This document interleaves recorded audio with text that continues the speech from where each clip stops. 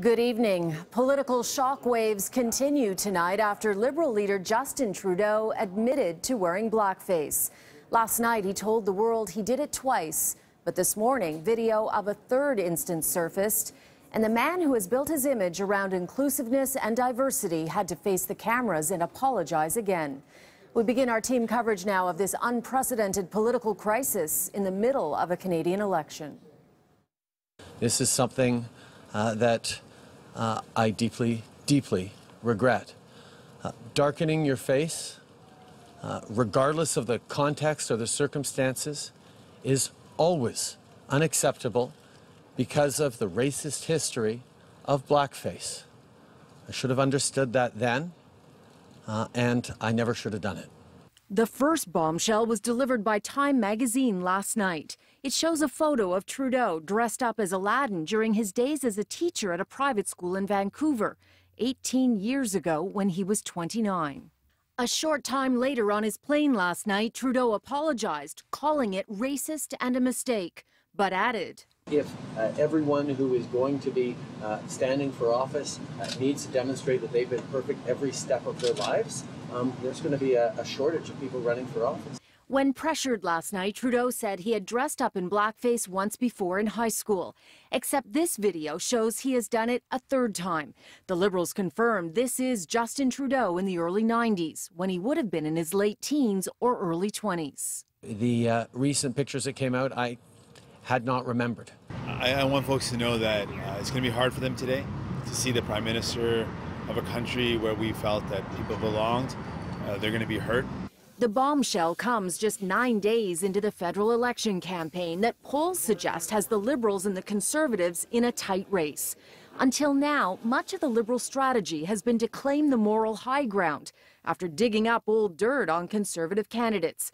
Andrew Scheer himself has said he would accept their apologies for past transgressions on a case-by-case basis. Well, I think Canadians might have been able to accept Justin Trudeau's apology if he hadn't lied about it. But he was asked specifically if there were other incidences, and he said that there was only one other incident.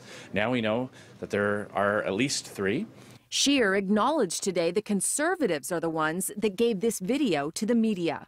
The revelations have made headlines around the world. The BBC, New York Times, Al Jazeera, The Guardian, and CNN.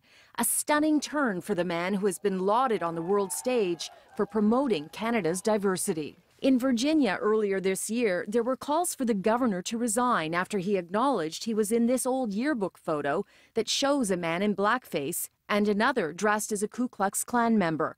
But Liberal candidates seem to be standing by Trudeau as the party scrambles to do damage control. I would not be here if I did not believe in the Prime Minister and what we have done to advance diversity and inclusion. I don't believe that anybody has ever lived their lives without making an error. Trudeau seemed more contrite today and changed his use of words. For example, last night he said he wore makeup. Today he called it blackface. And this will change how the course of the election unfolds. The Liberal Party is in full-on crisis mode, hoping they can weather the storm. Now, meantime, our sister station in Omni, Vancouver, spoke exclusively with one of the men pictured with Justin Trudeau in one of the photos that surfaced showing the Liberal leader in brownface. And he is adamant it was not racist. Not at all. No, it's definitely not a racist act. The theme of that party was Arabian Nights. In fact, what it is that there were a lot of people there, and it was just a big party. And we were also dressed in costume. We had a costume on as well ourselves. He wasn't trying to demean anybody who's a person of color. And from what I can recall from that function, it never came across as that. Not at all. I mean, I didn't even think twice of it. You know, it was a good party, we had fun, you know, it was a theme party, done. Sonny Karana says he still supports Justin Trudeau and he would accept an apology from other politicians for similar acts.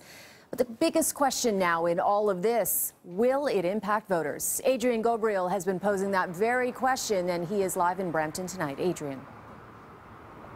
Yeah, that's right, Cynthia. I think some of our viewers may be surprised to hear what voters think, and we're going to have that a little later on City News. Now, I am in Brampton, as you mentioned, one of many multicultural centers here in the GTA, and we spoke with some community leaders today who say that the photos of Justin Trudeau bring up some pretty deep scars, and it also shows just how deep ingrained racism is across our country.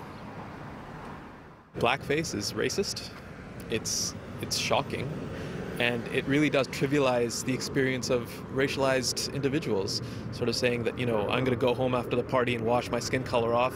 Balpreet Singh from the World Sikh Organization of Canada tells City News he doesn't believe Trudeau is a racist, though he does say the photos show just how out of touch many Canadians are when it comes to the lived experience of this country's ethnic minorities. White privilege is still prevalent in this country. Absolutely. The experience of racialized Canadians, I don't think is understood on the level it should be. I mean, there are glass ceilings that people deal with, there is latent discrimination, there is institutionalized discrimination that we're now dealing with in Quebec.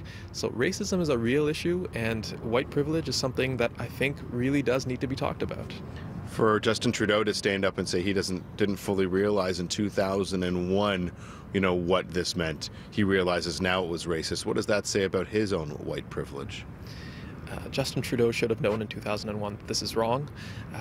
The fact that he's saying that he didn't know when he's trying to justify it, it's a bit disturbing. Images of white people painting their faces to mimic a person of color go back much further than 2001. Its history is disturbing and well documented, according to U of T professor Dexter Vosin. Blackface really originated in the United States right after the Civil War. And this was a phenomenon of white persons blackening their face, sometimes with shoe polish, or they would burn a cork and then rub it all over their face. But it's something that really kind of spread throughout the world, very prevalent in the United Kingdom, in Canada, in China, many other parts of the world.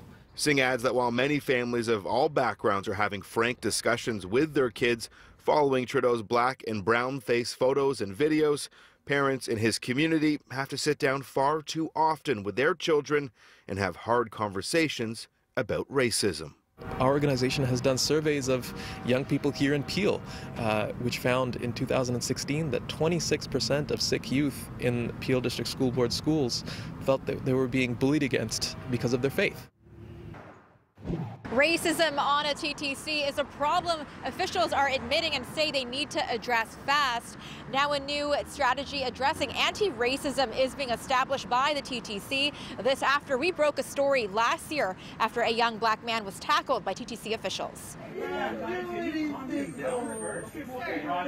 A video of a young black teen being aggressively held down by fare inspectors last year, now sparking potential change.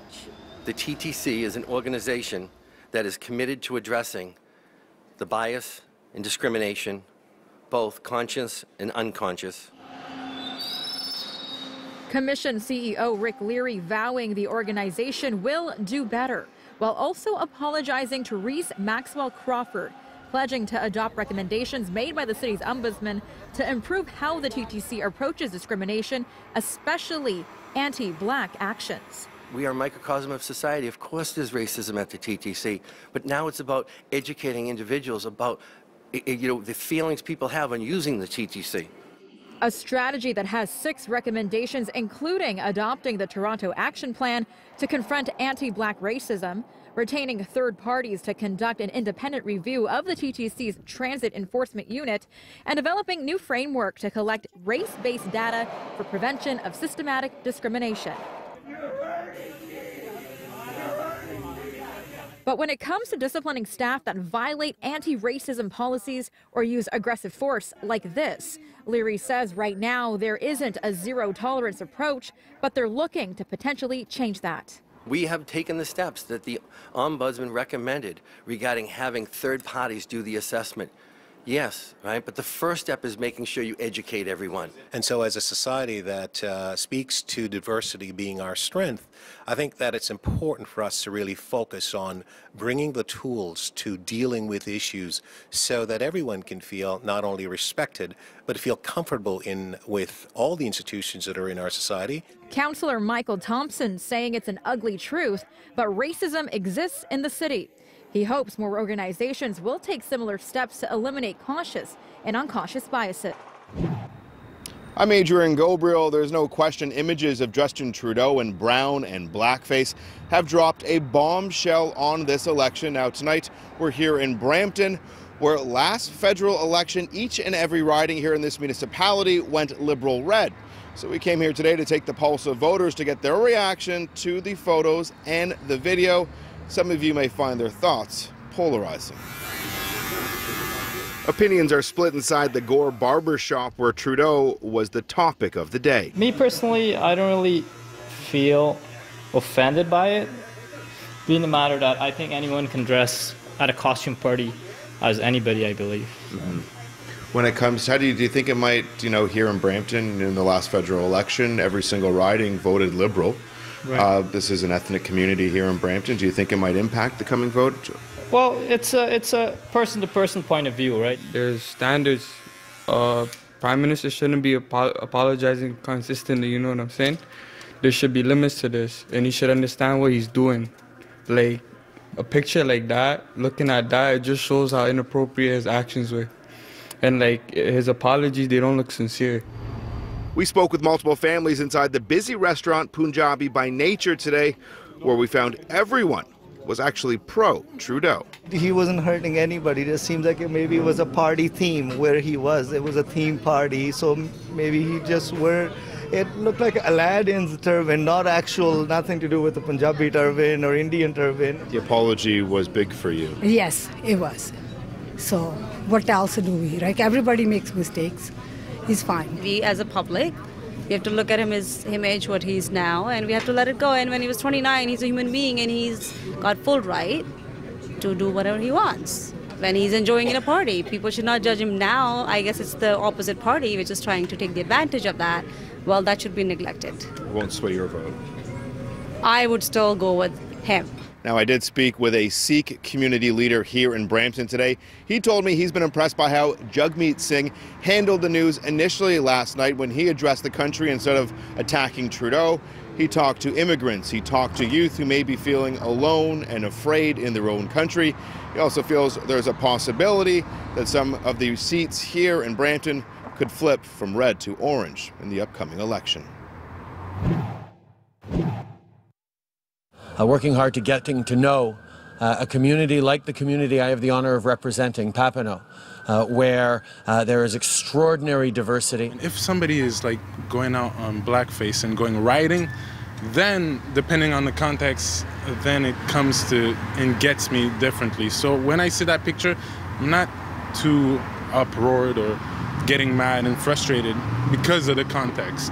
I'm in Justin Trudeau's riding of Papineau in Montreal, where constituents are reacting to the photos and video of the Liberal leader in costumes wearing blackface and brownface as early as the 1990s. Residents in this area say that was a different time and context. That's pretty bad, but it's 20 years ago, and it's Arabian theme. I don't know. That's pretty bad for right now. It's just a way to express himself. It's a costume. It's not racist. It's not personal. He decided to put the brown color on, but for me, it's not racist. I'm sure he wouldn't do it again. Like, nowadays, no one would. But when was it? In 2001?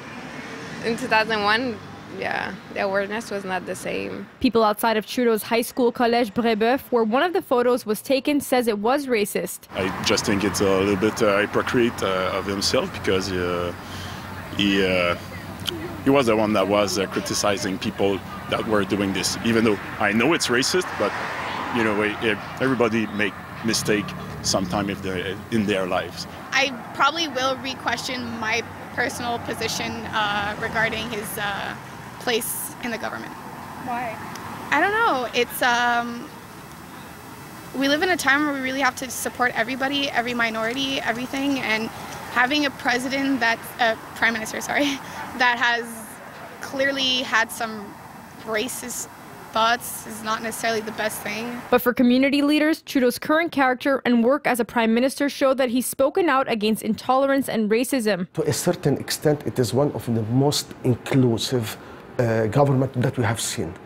Doesn't mean that there is a lot of work to be done. Does not mean there is no shortcomings. Quebec Premier François Legault says it was a bad decision. I can understand that some people were hurt with these pictures, but Mr. Trudeau said that he was sorry. And to try and build a better community and a better society, I've learned every day that it is unacceptable to engage in this sort of behavior. In Montreal, Alicia Rubertucci, City News. With flavors like mango,